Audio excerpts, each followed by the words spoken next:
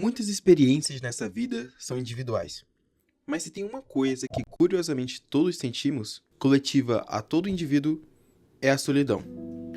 Estranhamente, pessoas podem se sentir sozinhas, mesmo rodeadas de pessoas, enquanto outras se sentem realizadas, vivendo completamente isoladas. Então, qual a diferença? O que faz alguém se sentir sozinho ou não? Andando pela internet, eu achei diversas definições, mas dentre elas, podemos citar duas vertentes, a psicológica e a cultural. Começando pela base, temos a... Às vezes eu tenho muita preguiça de entender esses termos e procurar estudar eles. Seria legal se tivesse alguma forma de perguntar pra própria psicologia como essas coisas funcionam, né? Seria bem mais legal mesmo. Aqui, minha criança. Eu posso te ajudar. Oh, meu Deus, Poseidon!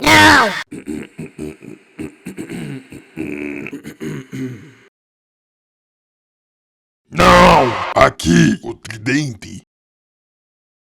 Oh, meu Deus, você é psicologia? Pode me chamar de Psy.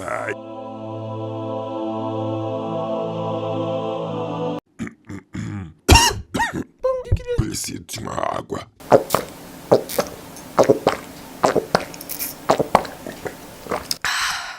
Bem melhor. Bom, primeiro, precisamos entender o que significa solidão e o que não é solidão. Estar sozinho é a ausência de pessoas. Solidão é se sentir mal com a ausência de algo. E solitude é estar sozinho sem solidão. Solidão pode acontecer tanto com você estando sozinho ou acompanhado de outras pessoas, porque existem tanto a solidão social como a solidão emocional. Solidão social surge de não se sentir parte de um grupo, enquanto a solidão emocional é a ausência de laços significativos com outras pessoas.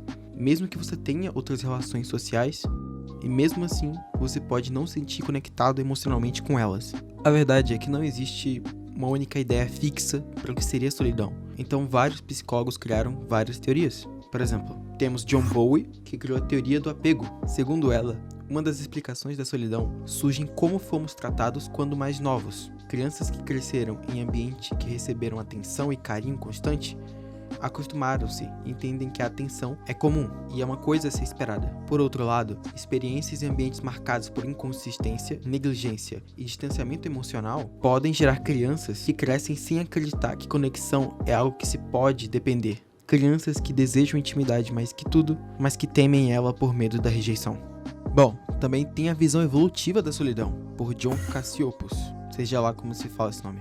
Essa teoria aponta que a solidão produz uma resposta biológica, que é efetiva em curta escala na ausência de outros indivíduos, mas que em longa escala é prejudicial. Semelhante a quando se perde algum sentido, ou outros se aguçam, a solidão não seria diferente. Ela impulsiona o senso de autopreservação. A ideia é que de alguma forma nosso corpo não é capaz de distinguir entre um ambiente hostil físico e um ambiente hostil mental. Mas como eu sei que me sinto sozinho? Uma das características da solidão é que ela gera alta sensibilidade para ameaças sociais.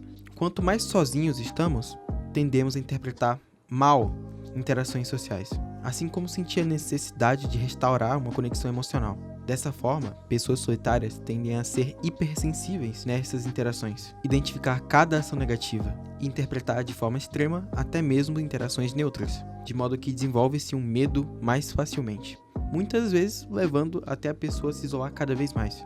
Em outras palavras, a solidão é como se fosse uma distorção da percepção. A solidão destrói a autoestima, transforma-se em ansiedade e acaba com a habilidade de regular emoções.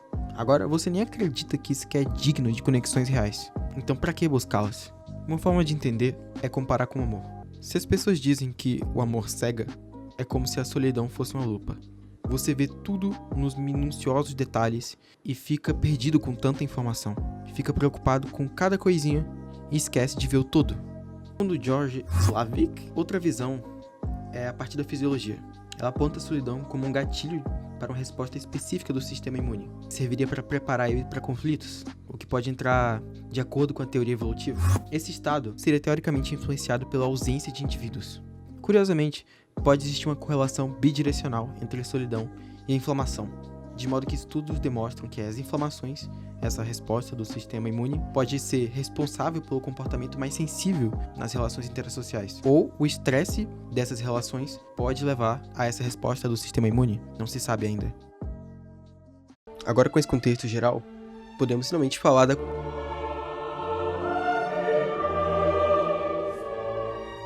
Com a versão da sociedade, quero dizer tudo aquilo que pode ser retirado de obras como filmes, séries, livros, músicas.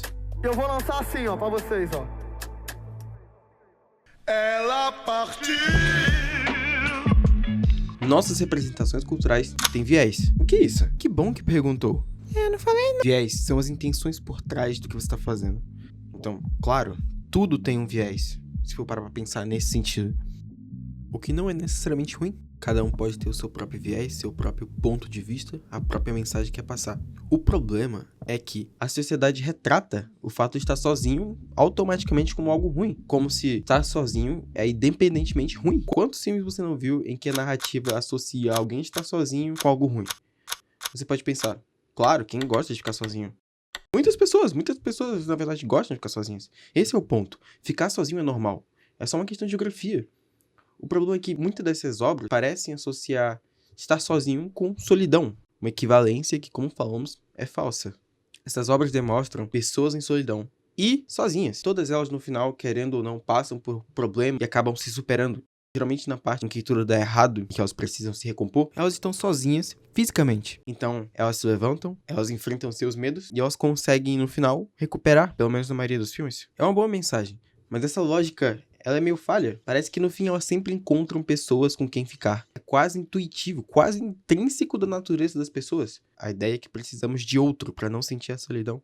Que no fim é necessário estar com alguém. Uma das formas de verificar isso é analisando obras que têm grande impacto sociocultural e que pavimentam o caminho para as pessoas construírem sua noção de valores. Para isso, escolhi um filme clássico e muito aclamado pela crítica. Por muitos, um dos filmes mais bem dirigidos. Megamente 1. Enfim, todo mundo sabe a história de como ele se sente sem propósito depois que o Metro Man forjou a morte dele e como ele achou de novo com a Roxane. Mas o ponto é que ele literalmente ficou vazio e depressivo porque ele tinha no bitches. É muita cara de pau. E no momento em que ele vence seus próprios medos e encara sua natureza, lutando contra o Titã, ele ganha bem e todo mundo passa a amar ele. Então, não me entenda mal. É um dos meus filmes favoritos, mas ver como esse é um assunto extremamente sério. Tipo, eu sei que Megamente em si, boa parte da história dele é sobre como ele se sentiu sozinho ao longo do tempo, em toda a sua infância e foi crescendo, porque ele se sentia diferente dos outros. Mas no final, ele acaba se aceitando e acaba que os outros aceitam ele também. Mas eu sempre fiquei meio curioso, porque nesse filme eu queria que Megamente continuasse do mal e ele aceitasse ele sendo do mal. Porque no final das contas, por que as pessoas passaram a aceitar o Megamente? Não parece que foi só porque as ações dele começaram a beneficiar elas e não porque ele era em si? Seria mais legal se ele só começasse a matar todo mundo naquela bosta. Nessas obras, é como se a recompensa por superar seus desafios e medos é ter pessoas ao seu redor, com quem você passa o tempo. Estar com outras pessoas é uma medida de sucesso. Não só nas telas, não só em filmes, nem em séries, nem em revistas e livros, parece que é condicionado o sucesso a ter companhia de alguém, alguém com quem compartilhar as coisas. Até mesmo na fala. Ah, não tenho ninguém pra sair no final de semana. Vê que isso tem uma conotação negativa? Quando não deveria. Não tem nada de menos sucesso ou errado em não ter planos no final de semana, com não ter ninguém mandando mensagem no celular. Mas mesmo assim a gente se sente mal. E sabe o que é engraçado? Ao mesmo tempo, a mesma cultura prioriza a independência, autossuficiência, individualismo, aquela parada de você ser o cara, o nonchalante, Sasuke, ser capaz de resolver tudo sozinho. Então você deve amar, se conectar, mas ser capaz de fazer tudo sozinho. A ideia é que estar com outras pessoas é um prêmio por você ser competente o suficiente para não precisar delas. E aqui entram as partes menos faladas da solidão. A vergonha. Solidão é vista como falha. Por isso muitas pessoas têm vergonha de admitirem que não têm amigos. O que não é o meu caso. Eu tenho vários amigos. Mas e você? Tem vergonha de dizer que não tem amigos? Bom, talvez se você fosse mais interessante, mais bonito, Talvez se você fosse mais inteligente, quem sabe?